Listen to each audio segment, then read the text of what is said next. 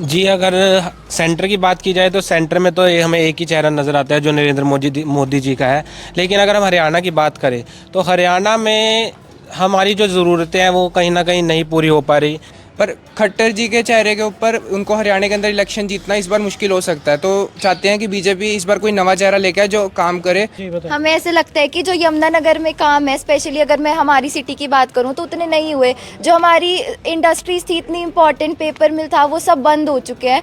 हरियाणा ही सिर्फ एक ऐसा स्टेट होगा जहां मेडिकल कॉलेजेस की फीस इतनी ज़्यादा हाई है। बाकी किसी भारत के स्टेट में इतनी ज़्यादा मेडिकल फीस हाई नहीं है। 2024 चुनावी साल है और चुनावों को लेकर सरगर्मियां शुरू भी हो चुकी हैं, मगर हरियाणा प्रदेश के युवा क्या सोचते हैं चुनावों को लेकर, उनसे बातचीत करेंगे। हमारे साथ यमुनानगर के कुछ स्टूडेंट्स हैं।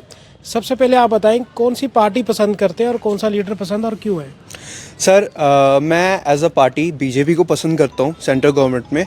और मैं जिन लीडर को देखता हूँ, जिनसे देख के मेरे को इंस्पिरेशन मिलती है, नरेंद्र मोदी जी, नितिन गडकरी जी, योगी जी, ये कुछ ऐसे लीडर्स हैं जिनसे मेरे को इंस्पिरेशन मिलती है। और मिलता है कि हाँ, कि मुझे भी कुछ पब्लिक फिगर में अपने इंटरेस्ट को छोड़ के दुनिया के लिए कुछ करना चाहिए। और क्या नाम आपका? नमन। आपका क्या नाम है? जानवी। आप बताएं कौन सा लीडर पसंद है और कौन सी पार्टी और क्यों? मुझे बीजेपी पसंद है क्योंकि जो बीजेपी के पास एक टीम ऑफ लीडर्स है। जो हमारे फाइनेंस मिनिस्टर हैं, नितिन गडकरी हैं, ये जयशंकर हैं, ये इतने स्ट्रॉन्ग पीपल हैं और ये इतने अच्छे से इस कंट्री को चला रहे हैं कि उन्होंने हमारी जैसी यूथ में भी एक पॉलिटिक्स के लिए हम भी इन्वॉल्व होते हैं पॉलिटिक्स में। इतनी ज़्यादा इनकरेजमेंट आ गई है यूथ में। इसी क्वेश्चन पे आप बताएं। मुझे बीजेपी पार्टी पसंद है जिसमें नरेंद्र मोदी जी और योगी जी मुझे पर्सनली बहुत ज़्यादा पसंद हैं। क्योंकि योगी जी इसलिए क्योंकि वो जब मैंने अभी थोड़े दिन पहले रिसेंटली उनका वीडियो देखा था कि उनकी अपनी सगी बहन जो कि चाय के ठेले पे अभी तक काम करती हैं, तो वो अपने परिवार का इवन ना ध्यान देके वो अपने प्रदेश का, अपनी राज्य की सेवा करते हैं। इसीलिए आपको? मेरे अकॉर्डिंग भी बीजेपी इज़ द बेस्ट, क्योंकि उन्होंने हमारी देश के लिए इतना सब कुछ किया है, इतने एफर्ट्स करे हैं, तो हमारा भी हक होता है कि हम बीजेपी की साइड में हमेशा रहें। जी आप? बीजेपी ही एक मतलब ऑप्शन है जिसको हम हमेशा देखते आ रहे हैं। पहले यूथ में कोई भी इंटरेस्ट नहीं लेता था पॉलिटिक्स में। जब से हम नरेंद्र मोदी जी की स्पीच सुनते हैं, योगी जी की स्पीच सुनते हैं, तो एक अलग सी भावना आती है मन में कि हम भी कुछ करें देश के लिए। उनसे बहुत कुछ सीखने को मिलता है। उनकी लीडरशिप स्किल से, उनके डिसीजन मेकिंग स्किल से बहुत कुछ हम जैसे स्टूडेंट सीखते हैं। मेरा भी सेम ही नज़रिया है कि बीजेपी जो है सेंटर में, तो बीजेपी ही हम भी चाहते हैं कि बीजेपी ही आए। क्योंकि जब से बीजेपी 2014 से आई है तो हम सब देख सकते हैं कि बीजेपी जो है उसने यूथ को ऐसा इंकरेज किया है कि 2014 से पहले यूथ बिल्कुल भी पॉलिटिक्स में जो है वो इन्वॉल्व नहीं होता था। लेकिन 2014 के बाद से जो इन्वॉल्वमेंट आई है यूथ को पता चला है कि एक सरकार जो है वो कितनी मतलब एक अच्छी सरकार कितनी ज़रूरी होती है एक देश की इकोनॉमी के डेवलपमेंट के लिए। जब से बीजेपी आई है हम आज की डेट में 5वीं सबसे बड़ी अर्थव्यवस्था बन चुके हैं। तो ये सिर्फ बीजेपी का ही कमाल है और हमारा वोट तो बीजेपी को ही जाएगा। सेम यही है, क्योंकि बीजेपी ने एक करा है कि हमारे पास डिपार्टमेंट पहले भी वही थे, रिसोर्सेज पहले भी वही थे, पर इन सबको इकट्ठा ला के सबसे ऊपर आना, G20 का सम्मेलन भारत में होना बहुत बड़ी बात है। तो बीजेपी सबसे बेटर है। आप बताएं। मेरा आंसर भी बीजेपी है, क्योंकि हम एग्जाम्पल ले सकते हैं कि मोदी जी और योगी जी ने हमारे लिए बहुत सारे काम किए हैं। जैसे अगर हमने यूपी का अगर हम नाम ले तो हमारे दिमाग में पहले आता था कि वहाँ पे बहुत सारे क्राइम्स होते हैं। तो योगी जी ने अब संस्थाएं बनाई है और इतना ज़्यादा उन्होंने अपना पॉलिटिकल इतना स्ट्रॉन्ग कर लिया है कि वहाँ पे क्राइम्स भी बहुत कम हो चुके हैं। तो मैं बीजेपी को ही क्राइम कम हुआ। आप क्या कहते? मेरे हिसाब से भी बीजेपी ही है, क्योंकि जैसे कि हम कोविड-19 पेंडेमिक भी देख सकते हैं कि उस टाइम पे हमने कितने मतलब मुश्किलों से हम सब गुजरे थे, लेकिन किस हिसाब से कंट्री को उन्होंने पूरी संभाला। और जैसे कि लॉकडाउन लगाया गया, इन सब चीज़ों में भी उन्होंने कितना हमें एनकरेज किया कि हमें ऐसे फेस से घबराना नहीं है। और पॉलिटिक्स में भी यूथ को काफ़ी एनकरेज कर रहे हैं। लाइक एज एन मेरा स्टांस पार्टीज़ के लिए तो न्यूट्रल रहता है, बट मैं ये कहना चाहूँगा कि हाँ, बीजेपी ने बहुत अच्छे लीडर्स एक्वायर किए हैं। जैसे योगी जी हैं, और हम बात करते हैं अपने फॉरेन मिनिस्टर की, और नितिन गडकरी जी बहुत इन्फ्लुएंशियल फेस है हमारे लिए भी, यूथ के लिए भी। सो लाइक हाँ, लीडर्स एक्विजिशन बहुत अच्छा है बीजेपी पार्टी का। सो मैं उसके लिए बीजेपी को सपोर्ट करना चाहूँगा। और पूछना चाहेंगे क्या राम मंदिर का असर अभी चुनावों पे पड़ेगा, और अगर पड़ेगा तो आप क्या मानते हैं? बिल्कुल पड़ेगा। राम मंदिर हमारे लिए एक प्राउड मोमेंट है, जैसे कि वो हमें बता रहे हैं कि ना राम मंदिर एक पीस लाता है हमारे उसमें। जो राम मंदिर है इसका अगर इम्पैक्ट हम देखें कि इलेक्शंस पे पड़ेगा या नहीं पड़ेगा, तो राम मंदिर एक तरह से हमारी आस्था को डिनोट करता है। तो कई जो यूथ है उनको बहुत नॉलेज मिलेगी इस चीज़ की, और जो हमारे जो यूथ के वोट्स हैं वो भी टुवर्ड्स इलेक्शन तो वो बीजेपी को सपोर्ट करने में बहुत काम आएंगे। तो ये इलेक्शन के लिए बहुत मेन मुद्दा हो सकता है। तो राम मंदिर का असर पड़ेगा आपकी नज़र से भी? जी बिल्कुल पड़ेगा, और ये हर हिंदू के लिए इतनी प्राउड की बात है कि जो चीज़ इतने सालों में नहीं हुई वो अब हुई। और जब हिंदू इकट्ठे हो रहे हैं तो हम उस पार्टी को ही वोट देंगे, और हमें लगता है कि बीजेपी ही जीतनी चाहिए। आपका क्या कहना है? मेरा भी यही कहना है कि बीजेपी ही जीतनी चाहिए, क्योंकि बीजेपी के आने के बाद ही जो इतने सालों से 500 साल की जो लड़ाई थी वो अब जाके ख़त्म हुई है। तो आप लोग जैसे पहली बार वोट करेंगे तो आपको क्या लगता है, क्या सोच के वोट करने जाएंगे? सर हम तो यही सोच के करेंगे कि हम उस पार्टी को वोट दें जो हमारी बातों को सुनता है, हमारी जो मांग है उसे सुनता है। और जैसे बोला कि राम मंदिर जो थी सिर्फ हमारी नहीं, हमारी जो पिछली जनरेशन थी उनकी भी यही मांग थी कि राम मंदिर होना चाहिए। राम मंदिर से हमारी आस्था जुड़ी हुई है, राम मंदिर से हमारे इमोशन जुड़े हुए हैं। और बीजेपी सिर्फ राम मंदिर नहीं, कहीं ऐसी हमारी जितनी भी ज़रूरतें थी उन्हें पूरा करते आ रही है, जो कि पिछली पार्टीज नहीं कर पा रही थी। तो अगर हम बोले कि हाँ कि इस चुनाव में तो हाँ हम बीजेपी को ही वोट देंगे, हमारी यूथ की भी यही इच्छा रहेगी और हमारी पिछली जनरेशन के लिए। आपका भी यही मानना है? जी।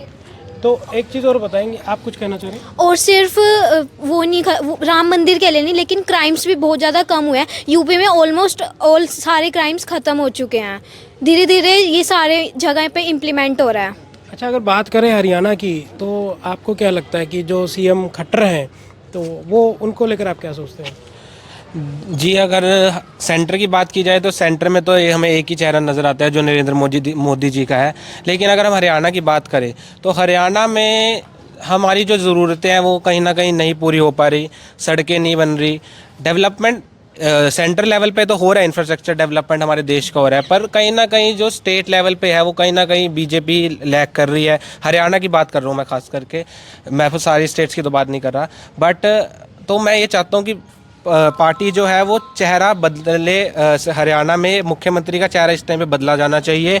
पार्टी तो बीजेपी सही है, वो डेवलपमेंट अच्छा खासा कर रही है, पर इस समय चेहरे को बदलने की ज़रूरत है जिससे कि निष्पक्ष सब कुछ डिसीजन लिया जा सके। हम सेम यही है, क्योंकि एक्चुअली जो पूरी हमारी यूथ है वो क्या चाहती है कि सेंटर में और स्टेट में दोनों बराबर रहे। पर खट्टर जी के चेहरे के ऊपर उनको हरियाणा के अंदर इलेक्शन जीतना इस बार मुश्किल हो सकता है। तो चाहते हैं कि बीजेपी इस बार कोई नवा चेहरा लेके आए जो काम करे, जिससे हम सबको सेटिस्फेक्शन मिले। आप लोग एक साथ भी बता सकते हैं सारे कि क्या आपको लगता है कि खट्टर को लेकर आपके मन में युवा क्या सोचते हैं? क्या हमें ऐसा लगता है कि जी बताएं। हमें ऐसे लगता है कि जो यमुनानगर में काम है, स्पेशली अगर मैं हमारी सिटी की बात करूं तो उतने नहीं हुए। जो हमारी इंडस्ट्रीज थी, इतनी इम्पॉर्टेंट पेपर मिल था, वो सब बंद हो चुके हैं। तो हमें हमारी इकोनॉमिक पॉइंट ऑफ व्यू से भी हमें थोड़ी सी डेवलपमेंट चाहिए हमारी स्टेट में, कि इनको दोबारा रिवाइव करो, इकोनॉमी को थोड़ा बेटर किया जाए हरियाणा की। अगर हम सर और दूसरी बात सर, एक चीज़ ये बोलूँगा कि जो खट्टर सरकार है, ठीक है, वो खट्टर सरकार जो है चाहे ईमानदार हो, लेकिन वो रिजल्ट नहीं दे पाई है, वो उतना काम नहीं कर पाई है जितना बाकी स्टेट्स में काम हो रहा है, जितना बीजेपी सेंटर में काम कर रही है। दूसरी चीज़ जो मैं बोलूँगा, जो सबसे बड़ी नाराज़गी है, हरियाणा में जितने भी कॉलेजेस बन रहे हैं, जैसे कि अगर उदाहरण ले तो अभी यमुनानगर के पास एक मेडिकल कॉलेज बना है। हरियाणा ही सिर्फ एक ऐसा स्टेट होगा जहां मेडिकल कॉलेजेस की फ़ीस इतनी ज़्यादा हाई है। बाकी किसी भारत के स्टेट में इतनी ज़्यादा मेडिकल फ़ीस हाई नहीं है। और अगर उनसे जब पूछा गया तो आप इतनी फ़ीस चार्ज क्यों कर रहे हो, तब उन्होंने सिर्फ उसका ये उत्तर दिया कि मैंने जो कॉलेज बनाया मैं उसका रिटर्न भी तो लूँगा।